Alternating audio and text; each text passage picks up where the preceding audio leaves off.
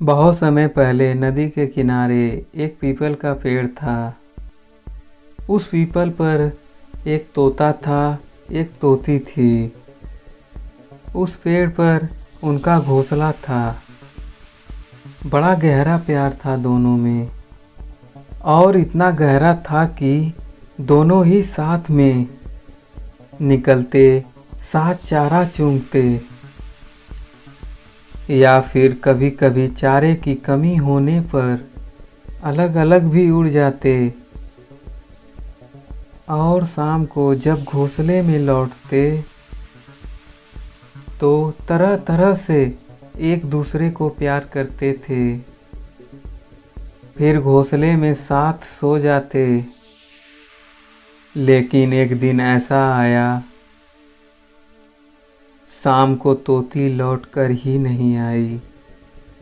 तोता बहुत परेशान हो गया।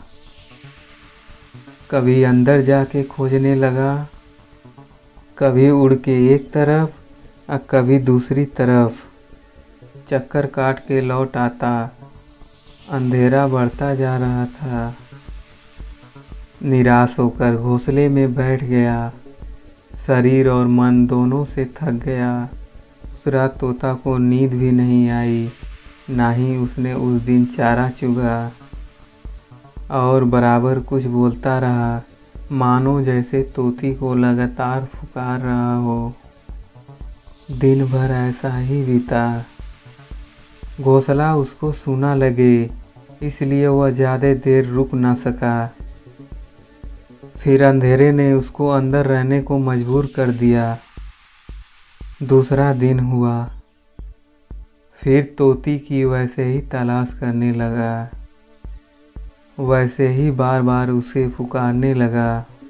एक बार जब वह घोंसले के दरवाजे पर जा बैठा तो एक नई तोती उसके पास जाकर बैठ गई और फुदकने लगी। तोते ने उसे चोंच से मारकर भगा दिया। कुछ देर बाद तोता भी उड़ गया, उड़ता ही चला गया। उस शाम को तोता भी लौट कर नहीं आया। वह घोंसला पूरा वीरान हो चुका था और कुछ दिनों में उजड़ गया।